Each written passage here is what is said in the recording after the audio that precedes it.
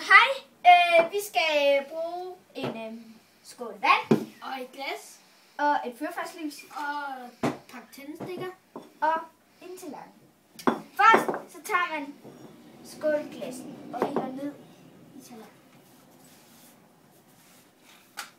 Ikke alt for meget. Så tager man Og tænder ild til et fyrfadslys. ned. Tænder lige ild til det. Og så tager man og sætter glasset over lyset. Og ruller. Lige om lidt kan I se, at glasset drikker. Det er jo den bare tørstig.